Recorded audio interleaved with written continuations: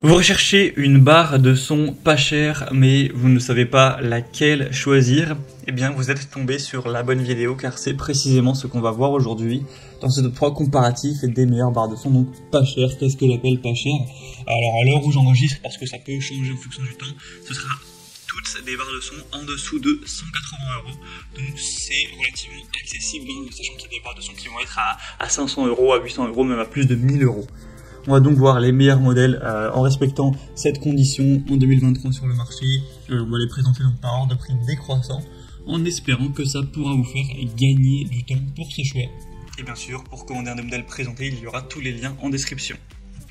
On va donc commencer avec la première qui sera la barre de son LG, donc SJ3. Ce sera un modèle à 4,4 étoiles sur 5 sur presque 1000 évaluations.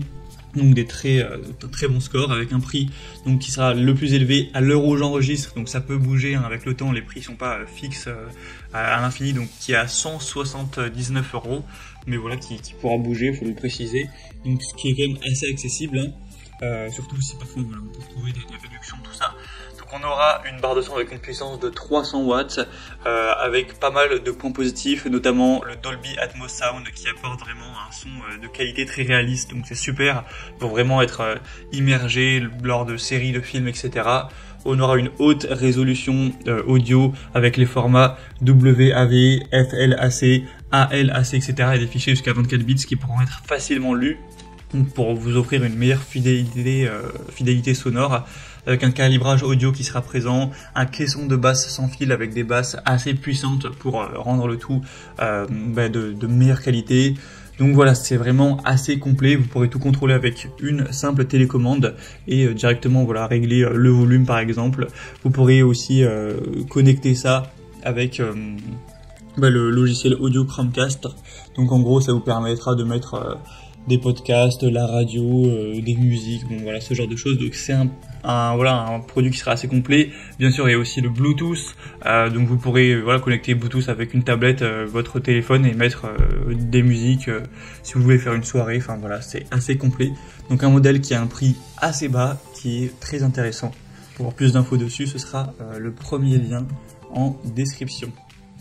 Un deuxième produit que je vous présente, c'est la Fianu, donc barre de son.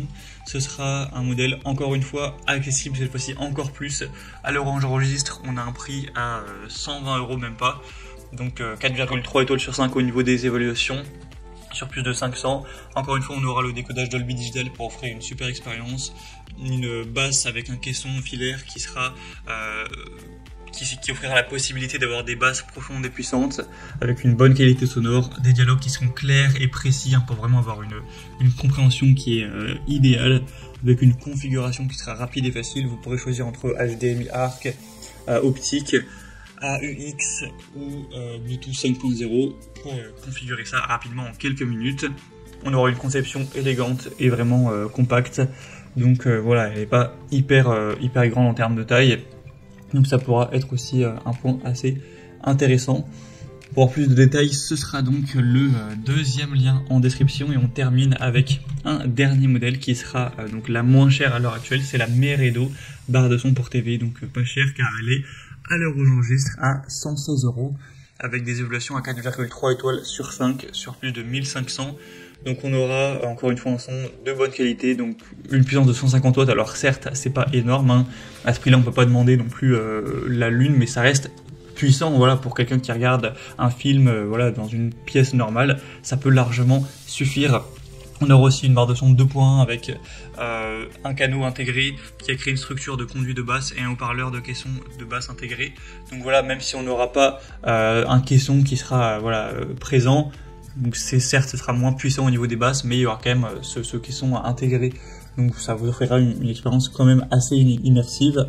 C'est intéressant, voilà, que ce soit pour la musique, regarder des films, jouer à des jeux vidéo, etc. avec 5 modes de connexion.